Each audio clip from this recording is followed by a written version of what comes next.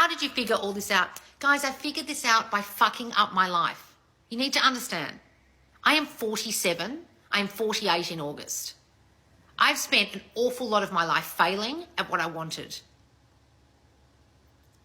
If you went back to my teachers at drama school, now I'm not trying to big myself up here, but if you went back to my teachers at drama school at the National Institute of Dramatic Art, which is the hardest theatre school to get into in the Southern Hemisphere, and you asked them, what was Loz like as an actor back in the day when she was here training, all those staff would say, she was one of the best in the year. She was one of the most popular. We gave her all the big roles.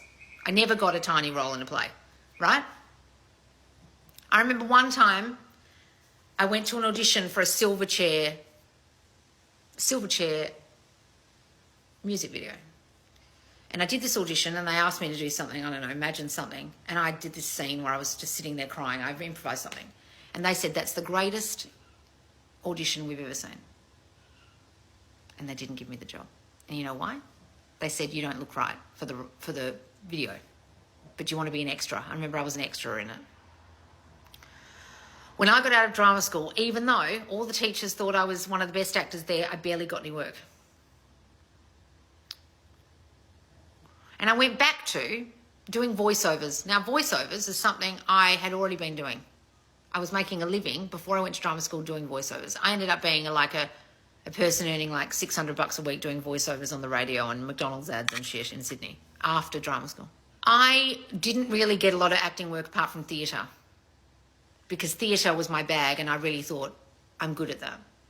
Now, why did I only get the stuff that I already was doing and the stuff I was confident in? And why was I rejected at auditions for the way I looked? Why? Anyone know why?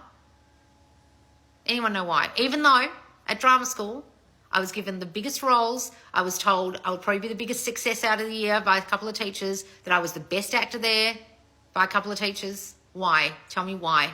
Self-image, body dysmorphia, your self-concept, your self-concept, your self-concept, your self-concept. I didn't believe in myself. Years later, after doing everything else that wasn't to do with acting, my brother sent me an Oscar, like an Oscar statue. It said, if you believe in yourself, anything's possible. I'm getting emotional even thinking about it because I didn't believe in myself, guys. I didn't. And everything good that came along, so Cindy just wrote, it was too good to be true. So when something did come along, relationship or work, I would think, oh, this is too good to be true. And it wouldn't work out. I remember one time I got given two things at once and I had to choose between this play and this play. And both of them were amazing. And I would always, things like that would happen, I'd get two things at once. And I think in the end I chose the wrong thing to do. I chose the paid gig rather than the unpaid one. And the unpaid one was even better. It happened to me all the time. Then I went to England and the exact same thing happened.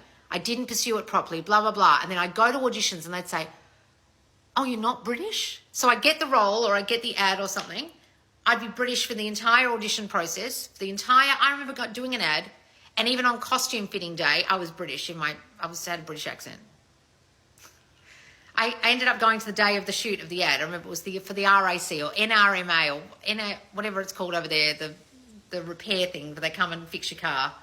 And all the girls were like, oh my God, you're Australian. And I was like, yeah. And they were like, but the other day you had a British accent. I was like, yeah. I always do that for auditions.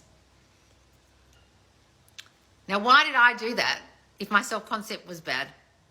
Because I was thinking if I was me, exactly as I am, I wouldn't be chosen. So I better be British because then I'll be chosen if I'm British because they won't pick an Australian.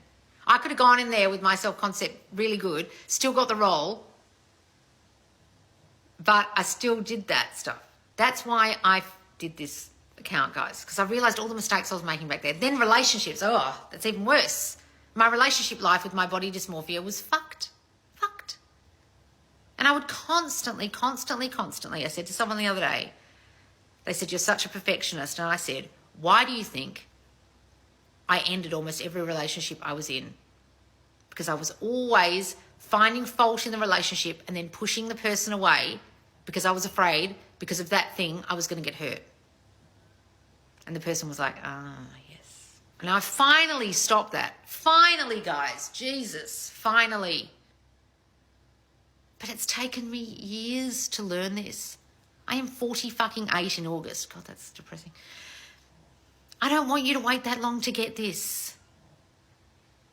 Please go and get this course so you understand the thoughts you've been sending. Please go and do my self-concept course if you want to be assessed, to understand what you're thinking. Please just go and do my free course called Everything You've Learned About Manifesting is Wrong. I'll put that here on the YouTube. So at least you get about awareness, and what you're aware of right now is what is causing your reality. You look 32. Oh, thank you, don't. Loz really cares. Guys, I do care. And I know I yell, but I yell because I care. Don't you understand that? I'm like a drill sergeant or a coach of a basketball team who's screaming at the basketball team who's losing at halftime. I'm screaming at you because I care. If I didn't care, guys, those of you who are triggered by my screaming, Jesus Christ, you can watch the most zen person. They don't give a shit. They don't give a shit about you. I give a shit. I yell because I give a shit.